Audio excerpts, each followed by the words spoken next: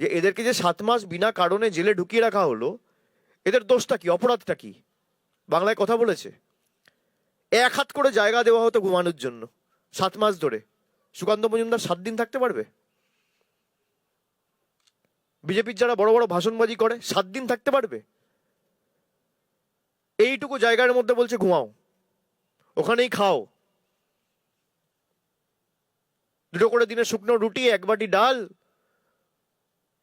আর একটা পচা সবজি, এইভাবে 7 মাস কাটিয়েছে। সুকান্ত মজুমদার তো ফ্যাশন শোয়ে হাঁটেন, গত বছর ছবি দেখছিলাম। আপনাকে মানুষ নির্বাচিত করেছে ফ্যাশন শোয়ে হাঁটার জন্য র্যাম্পে? আপনার রিপোর্ট কার্ড কোথায়? 11 বছর আপনাদের সরকার ক্ষমতায়, আপনি দক্ষিণ দিনাজপুরের জন্য ক পয়সা এনেছেন? আপনি কটা মানুষের মাথার উপর ছাদ দিয়েছেন? কটা মানুষের 100 দিনের টাকা যে বন্ধ হয়েছে তা নিয়ে প্রশ্ন করেছেন? কটা গ্রামে বাড়তি রাস্তা করেছেন? কটা আলাদা প্রকল্প দিল্লি থেকে নিয়ে আসতে পেরেছেন এই জেলার জন্য, এই মাটির জন্য? তার তালিকা প্রকাশ করুন।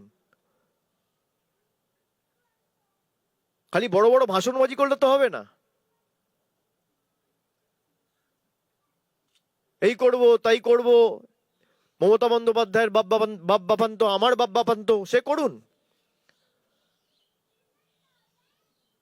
আপনারা যত আমাদের গালাগালি দেবেন, মানুষের আশীর্বাদ তত বাড়বে। কিন্তু তৃণমূলকে গালিগালাজ করতে গিয়ে, তৃণমূলের বাপ বাপান্ত করতে গিয়ে সাধারণ মানুষগুলোকে ছোট করেন কেন? অমর্ত্য সেনকে হিয়ারিং নোটিশ পাঠানো হচ্ছে।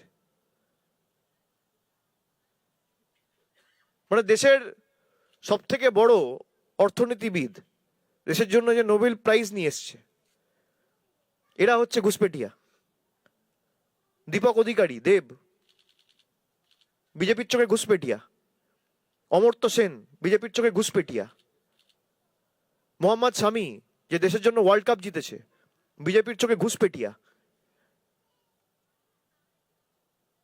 আর বিজেপির সাংসদ বলছে, অনন্ত মহারাজ, যে ভারতবর্ষের প্রধানমন্ত্রী পাকিস্তানি। আমি বলছি না। যে অনন্ত মহারাজকে বিজেপির বিধায়করা ভোট দিয়ে নির্বাচিত করে রাজ্যসভায় পাঠিয়েছে, সেই অনন্ত মহারাজ বলছে যে দেশের স্বরাষ্ট্রমন্ত্রী, রাষ্ট্রপতি আর প্রধানমন্ত্রী বাংলাদেশি আর পাকিস্তানি। দেশের স্বরাষ্ট্রমন্ত্রী এসে বলছে যে আমরা বর্ডার সুরক্ষিত করব, আর বিজেপির এমপি জগন্নাথ সরকার বলছে বিজেপি ক্ষমতায় এলে বাংলাদেশ আর ভারতের মধ্যে বর্ডার থাকবে না, সব এক করে দেবো। আরে কে সত্যি বলছে, কে মিথ্যে বলছে? সুকান্ত মজুমদারকে আগে জিজ্ঞেস করুন, বিশ্বাস করবো কার কথায়? অনন্ত মহারাজ না অমিত শাহ, নরেন্দ্র মোদী না জগন্নাথ সরকার, আপনি না শ্রমিক ভট্টাচার্য, শুভেন্দু না দিলীপ ঘোষ? আগে জিজ্ঞেস করুন, আগে নিজেদের মধ্যে দ্বন্দ্ব মেটান। একটা শোকজ লেটার গেছে অনন্ত মহারাজের কাছে, জগন্নাথ সরকারের কাছে। দেশের স্বরাষ্ট্রমন্ত্রী যা বলছে সেটাকে কন্ট্রাডিক্ট করছে বিজেপির লোকসভার এমপি। দেশের প্রধানমন্ত্রী যা বলছেন সেটাকে কন্ট্রাডিক্ট করছে দেশে বিজেপির রাজ্যসভা মেম্বার। তো এদেরকে কি শোকজ করা হয়েছে? বিজেপি যদি বাংলা বিরোধী না হয়, আগে তো সুকান্ত মজুমদারকে শোকজ করা উচিত, যে বিনা কারণে এই দুজনকে 7 মাস, 7 মাস ফেরাবে কে? সুকান্ত মজুমদার ফেরাবে? বিজেপি ফেরাবে? কোনো দোষ করলো কেউ, আইনের পথে চলবে, কারোর কিছু বলার নেই। দোষটা কি? আমি বাংলায় কথা বলি, এরা বাংলায় কথা বললে যদি 7 মাস জেলে থাকলে সুকান্ত মজুমদার কেন থাকবে না? কেন থাকবে না? আপনারা দিল্লি গেলে হিন্দিতে কথা বলেন, এখানে কিসে কথা বলেন?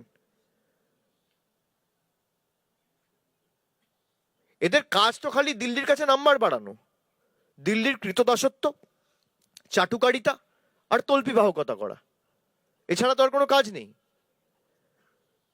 দিল্লি বলে দেবে তারপর করব, দিল্লি আদেশ দেবে তারপর করব, দিল্লির নেতাদের পা চাটবো। মানুষের পা চাটা শেখো আগে। মানুষ চেয়েছে বলে তোমাদের দিল্লির নেতারা কেউ প্রধানমন্ত্রী হয়েছে, কেউ স্বরাষ্ট্রমন্ত্রী হয়েছে, কেউ প্রতিরক্ষা মন্ত্রী হয়েছে। মানুষ যেদিনকে চাইবে না এই দম্ভ অহংকার ভেঙে চূর্ণ বিচূর্ণ করতে, মানুষের 10 সেকেন্ড লাগবে না।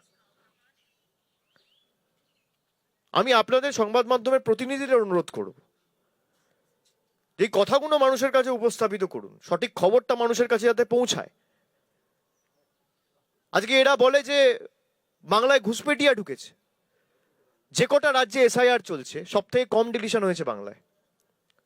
নির্বাচন কমিশন সহ বিজেপি নেতাদের ক্ষমা চাওয়া উচিত কান ধরে বাংলার মানুষের কাছে। চাইবে না? সব থেকে বেশি ডিলিশন হয়েছে গুজরাট আর উত্তরপ্রদেশ, তাহলে সব থেকে বেশি ঘুষপেটিয়া কোথায়? যারা বলতো 1 কোটি রোহিঙ্গা আছে বাংলায়, তালিকা কোথায়? যে 58 লক্ষ নাম বাদ গেছে তাদের মধ্যে কজন বাংলাদেশি কজন রোহিঙ্গা তালিকা প্রকাশ করতে পেরেছে? আমরা তো দাবি তুলেছি দিল্লিতে গিয়ে নির্বাচন কমিশনের কাছে, তালিকা কোথায়? জিজ্ঞেস করুন এই প্রশ্নগুলো সুকান্ত মজুমদার, শুভেন্দু অধিকারী, দিলীপ ঘোষ, শ্রমিক ভট্টাচার্য, অমিত শাহ। দেশের প্রধানমন্ত্রী তো 11 বছর ধরে সাংবাদিকদের সামনেই আসেন, আমি ছেড়ে দিলাম। বাকি যারা আসে জিজ্ঞেস করুন যে মানুষের পাশে দাঁড়িয়ে আপনি কি করেছেন, কটা মানুষকে জল দিয়েছেন, কল দিয়েছেন, রাস্তা দিয়েছেন। হিন্দু মুসলমানের বিভাজন। আপনার বাড়ির যদি কেউ অসুস্থ হয়, রাত্রি 2টার সময় যদি অ্যাম্বুলেন্স ডাকতে যান, জিজ্ঞেস করবেন চালকটা হিন্দু না মুসলমান? ঠাকুর ঘরে যে মালা দেন, যার থেকে মালা কেনেন তাকে তার ধর্ম জিজ্ঞেস করেন? যার বাগানে মালা হয়েছে, ফুল হয়েছে, তার ধর্ম জিজ্ঞেস করেন? যেই প্যান্ডেলে স্টেজে দাঁড়িয়ে বক্তব্য রাখেন, বড় বড় ভাষণবাজি করেন, সেই মঞ্চটাকে বেঁধেছে হিন্দু না মুসলমান জিজ্ঞেস করেন? যে কাপড় পরছেন সেই কাপড়টাকে বানিয়েছে, থানটাকে কেটেছে, হিন্দু না মুসলমান জিজ্ঞেস করেন? যেটা খাচ্ছেন সেই কৃষকের ধর্ম কি? ভাতটাকে তৈরি করেছে,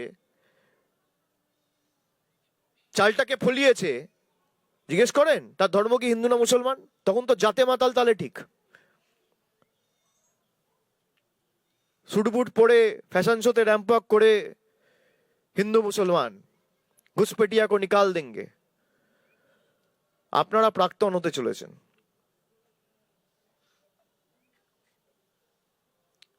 মানুষের ভালোবাসা তো কোনোদিন পাননি। মানুষকে বঞ্চিত, লাঞ্ছিত, অবহেলিত, শোষিত, নিপীড়িত করে রাখার যে ধারাবাহিক প্রচেষ্টা আপনারা তো দেখেছেন। বলছে সুকান্ত মজুমদার একটা ফোন করবে টাকা চলে আসবে, তাহলে ফোন করছো না কেন? হাইকোর্ট বলে দিচ্ছে, সুপ্রিম কোর্ট বলে দিচ্ছে, তারপরও 100 দিনের কাজ চালু হচ্ছে না। আগে বলতো তৃণমূল দুর্নীতি করেছে, তাহলে তৃণমূল দুর্নীতি করেছে তো হাইকোর্ট অর্ডার দিচ্ছে কেন?